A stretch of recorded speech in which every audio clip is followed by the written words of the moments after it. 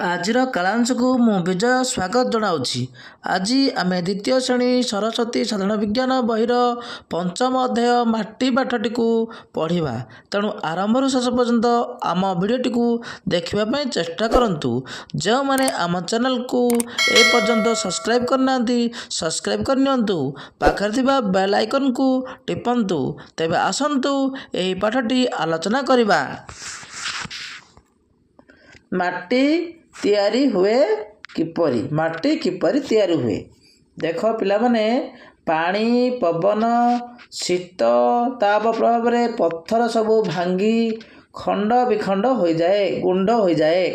ଏହି ଗୁଣ୍ଡ ଜଳ ସହିତ ମିଶି କାଦୁଅ ହୋଇଯାଏ। ଜଳ ମିଶିଲେ କାଦୁଅ ହୋଇଯାଏ। ଜୀବମାନଙ୍କର ମଲା ଦେହ ବା ଜୈବ ପଦାର୍ଥ ଏହି କାଦୁଅ ସହିତ ମିଶି ମାଟି ତିଆରି ହୁଏ। ଯେତେବେଳେ ପାଣି, ପବନ, ଶୀତ, ତାପ ପ୍ରଭାବରେ ପଥର ସବୁ ଭାଙ୍ଗିଯାଏ, ଗୁଣ୍ଡ ହୋଇଯାଏ ଏବଂ ଏହି ଗୁଣ୍ଡ ଜଳ ସହିତ ମିଶେ ଏବଂ ଜଳ ସହିତ ମିଶିଲେ କାଦୁଅ ହୋଇଯାଏ। ଜୀବମାନଙ୍କ ମଲା ଦେହ ଓ ଜୈବ ପଦାର୍ଥ ମଧ୍ୟ ଏହି କାଦୁଅ ସହିତ ମିଶି ମାଟି ତିଆରି ହୁଏ। ବୁଝିଲେ ପିଲାମାନେ? ମାଟି ଆମ ପାଇଁ କେତେ ଦରକାରୀ ତାହା ଆମେ ଜାଣୁଛୁ। ମାଟି ଉପରେ ଆମେ ଗଛ ଲଗାଇ ମଞ୍ଜି ବୁଣି ଫସଲ ଅମଳ କରୁ। ସବୁ ସ୍ଥାନର ମାଟିରେ କ'ଣ ସବୁ ପ୍ରକାର ଫସଲ ହୁଏ? ଦେଖ ପିଲାମାନେ, ମାଟି ଆମ ପାଇଁ କେତେ ଦରକାରୀ। ଯଦି ମାଟି ନଥାନ୍ତା ଆମେ ଆଜି ଯେଉଁ ଖାଉଛେ, ଖାଦ୍ୟ ଆମକୁ ମିଳିନଥାନ୍ତା। ତେଣୁ ମାଟି ଆମ ପାଇଁ ବହୁତ ଦରକାରୀ ଅଟେ। ମାଟି ଥିବା ଯୋଗୁଁ କୃଷକ ତା ଜମିରେ ଚାଷ କରେ ଏବଂ ମଞ୍ଜି ବୁଣେ ଏବଂ ଫସଲ ଉତ୍ପାଦନ କରେ। ଆଉ କ'ଣ ସବୁ ମାଟି ଦ୍ୱାରା ମାଟି ଆମର ଆବଶ୍ୟକ ପଡ଼େ, ତାକୁ ଆମେ ଏହି ଛବି ମାଧ୍ୟମରେ ଆମେ ଦେଖିବା। ଦେଖ ପିଲାମାନେ, ଏହି ଛବିରେ ଦେଖୁଛ ଗୋଟିଏ ମାଠିଆ ଚିତ୍ର ଦେଖୁଛ। ଏ ମାଠିଆଟି କେଉଁଥିରେ ତିଆରି? ନା ମାଟିରେ ତିଆରି। ଏଠି ଆମେ ଦେଖୁଛେ ଗଣେଶ ମୂର୍ତ୍ତି। ତେଣୁ ଗଣେଶ ମୂର୍ତ୍ତି ଦେଖ, ମୂର୍ତ୍ତି ଆମେ ମାଟିରେ ତିଆରି କରୁ। ବିଭିନ୍ନ ମାଟି ପାତ୍ର ମଧ୍ୟ ମାଟିରେ ତିଆରି ହୁଏ। ଏପରିକି ଆମର ଦୀପ, ସରା, କଳସୀ ଏସବୁ ମାଟିରେ ତିଆରି ହୁଏ। ଦେଖିଲ ପିଲାମାନେ, କୃଷକ କିପରି ମାଟିରେ ଚାଷ କରେ ଏବଂ ଚାଷ କରି ଫସଲ ଉତ୍ପାଦନ କରେ। ଏହି ଛବିରେ ଆମେ ଦେଖିଲେ କୃଷକ କିପରି ଚାଷ କରି ମଞ୍ଜି ବୁଣେ, ଫସଲ ଉତ୍ପାଦନ କରେ। ଏବେ ଆମେ ପଢ଼ିବା ମାଟିର ପ୍ରକାର। ମାଟି କେତେ ପ୍ରକାରର, କ'ଣ କ'ଣ ତାକୁ ଆମେ ପଢ଼ିବା। ଦେଖ, 1 ମୋଟାଳ ମାଟି, 2 ଦୋରସା ମାଟି, ବାଲିଆ ମାଟି। ଏହିଭଳି ମାଟିର ପ୍ରକାର ଭେଦ ରହିଛି, ତାକୁ ଆମେ ଆଲୋଚନା କରିବା। ଦେଖ, ମୋଟାଳ ମାଟି କହିଲେ କ'ଣ ବୁଝ? ମୋଟାଳ ମାଟି, ଏହି ମାଟି ପାଉଁଶିଆ ଦେଖାଯାଏ। ମୋଟାଳ ମାଟି ଦେଖିବାକୁ ପାଉଁଶିଆ ରଙ୍ଗର। ପାଣି ପଡ଼ିଲେ କଳା ଦେଖାଯାଏ। ଏହି ମାଟିରେ ଯଦି ପାଣି ପକାଯାଏ ବା ପାଣି ପଡ଼େ ତାହେଲେ କଳା ଦେଖାଯାଏ। ମୋଟାଳ ମାଟିରେ କାଦୁଅ ଅଂଶ ବେଶୀ ଥାଏ। ପ୍ରଶ୍ନ ହେବ, କେଉଁ ମାଟିରେ କାଦୁଅ ଅଂଶ ବେଶୀ ଥାଏ? ଆମେ ଉତ୍ତର କହିପାରିବା, ମୋଟାଳ ମାଟିରେ କାଦୁଅ ଅଂଶ ବେଶୀ ଥାଏ। ଏବଂ ମୋଟାଳ ମାଟି ଦେଖିବାକୁ କିପରି? ମୋଟାଳ ମାଟି ଦେଖିବାକୁ ପାଉଁଶିଆ। କେଉଁ ମାଟିରେ ପାଣି ପଡ଼ିଲେ କଳା ଦେଖାଯାଏ? ମୋଟାଳ ମାଟିରେ ପାଣି ପଡ଼ିଲେ କଳା ଦେଖାଯାଏ। ଏହିଭଳି ପ୍ରଶ୍ନ ଆମେ ପ୍ରଶ୍ନର ଉତ୍ତର ଆମେ ଦେଇପାରିବା। ଦେଖ, ଏହି ମାଟିରେ ଉଦ୍ଭିଦ ଭଲ ବଢ଼ିପାରେ ନାହିଁ। ମୋଟାଳ ମାଟିରେ ଉଦ୍ଭିଦ ଭଲ ବଢ଼ିପାରେ ନାହିଁ। ତାପରେ ଦେଖ ପିଲାମାନେ, ଦୋରସା ମାଟି। ମୋଟାଳ ସହିତ ବାଲି ମିଶି ଦୋରସା ମାଟି ତିଆରି ହୁଏ। ମୋଟାଳ ସହିତ ବାଲି ମିଶି ଏହି ଦୋରସା ମାଟି ତିଆରି ହୁଏ। ଦୋରସା ମାଟିରେ ଜୈବ ଅଂଶ ବେଶୀ ଥାଏ। ପ୍ରଶ୍ନ ହେବ, କେଉଁ ମାଟିରେ ଜୈବ ଅଂଶ ବେଶୀ ଥାଏ? ଆମେ ଉତ୍ତର କହିପାରିବା, ଦୋରସା ମାଟିରେ ଜୈବ ଅଂଶ ବେଶୀ ଥାଏ। ଏହି ମାଟିରେ ଉଦ୍ଭିଦ ଭଲ ବଢ଼େ। ଦୋରସା ମାଟିରେ ଉଦ୍ଭିଦ ଭଲ ବଢ଼ିପାରେ। ତାପରେ ପିଲାମାନେ, ବାଲିଆ ମାଟି ଏହି ମାଟି ହାତକୁ ରୁଆ ରୁଆ ଲାଗେ। ଏହି ମାଟି ହାତକୁ ରୁଆ ରୁଆ ଲାଗେ। ବାଲିଆ ମାଟିରେ କାଦୁଅ ଅଂଶ କିମ୍ବା ଜୈବ ଅଂଶ ବେଶୀ ନଥାଏ। ବାଲିଆ ମାଟିରେ କାଦୁଅ କିମ୍ବା ଜୈବ ଅଂଶ ବେଶୀ ନଥାଏ।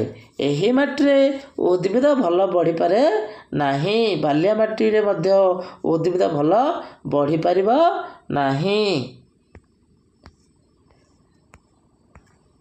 ପିଲାମାନେ, ବର୍ତ୍ତମାନ ଆମେ ଏହି ପାଠର ପ୍ରଶ୍ନ ଉତ୍ତର ଆଲୋଚନା କରିବା। ଦେଖ, ନିଜ ଖାତାରେ ଆକୁ ନିର୍ଭୁଲ ଭାବେ ଆମେ ଲେଖିବା। ଦେଖ ପିଲାମାନେ, 1 ନମ୍ବର ପ୍ରଶ୍ନ, ଶୂନ୍ୟସ୍ଥାନ ପୂରଣ କର। କ ନମ୍ବର ପ୍ରଶ୍ନରେ କ'ଣ ଅଛି ନା ପଥର ଗୁଣ୍ଡ ସହିତ ଡ୍ୟାସ୍ ମିଶିଲେ କାଦୁଅ ସୃଷ୍ଟି ହୁଏ। ଆମେ ଏ ଶୂନ୍ୟସ୍ଥାନରେ ଲେଖିବା ପଥର ଗୁଣ୍ଡ ସହିତ ଜଳ ମିଶିଲେ କାଦୁଅ ସୃଷ୍ଟି ହୁଏ।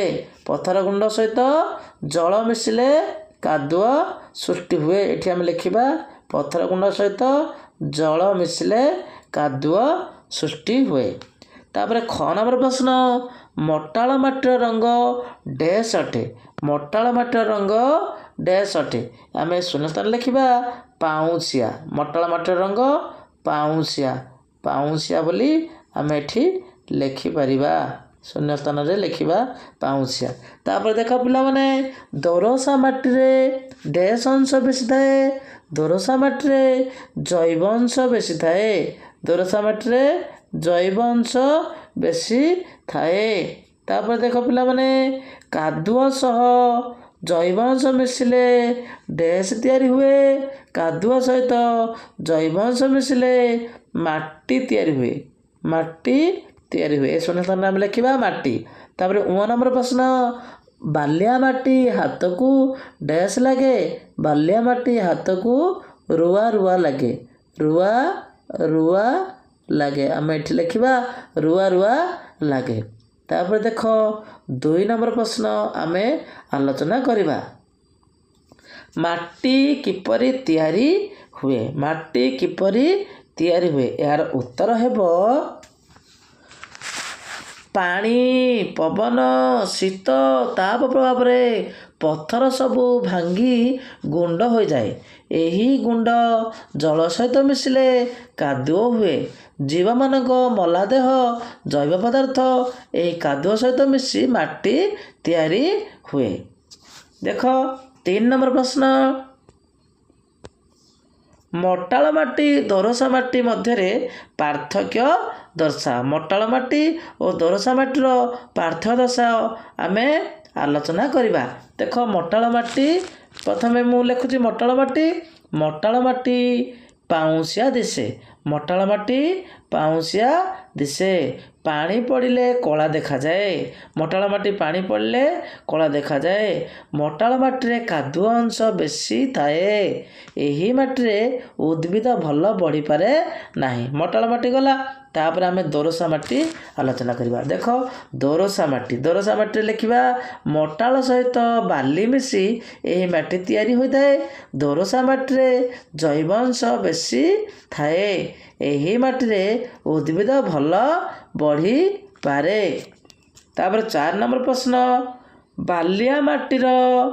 ବାଲିଆ ମାଟିରେ ଭଲ ଫସଲ ହୁଏ ନାହିଁ କାହିଁକି?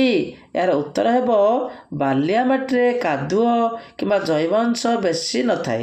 ତେଣୁ ଏହି ମାଟିରେ ଭଲ ଫସଲ ହୁଏ ନାହିଁ। ପିଲାମାନେ, ଏହି ପ୍ରଶ୍ନ ଉତ୍ତରକୁ ଆମେ ଆଲୋଚନା କଲେ। ଆଶା କରୁଛି ଏହି ଭିଡ଼ିଓଟି ଭଲ ଲାଗିଥିବ। ଯଦି ଭଲ ଲାଗିଥିବ ସାଙ୍ଗମାନଙ୍କ ସହିତ ସେୟାର କରନ୍ତୁ, ଲାଇକ୍ କରନ୍ତୁ ଏବଂ କମେଣ୍ଟ ସେକ୍ସନରେ କମେଣ୍ଟ କରନ୍ତୁ। ରହୁଛି। ଜୟ ଜଗନ୍ନାଥ।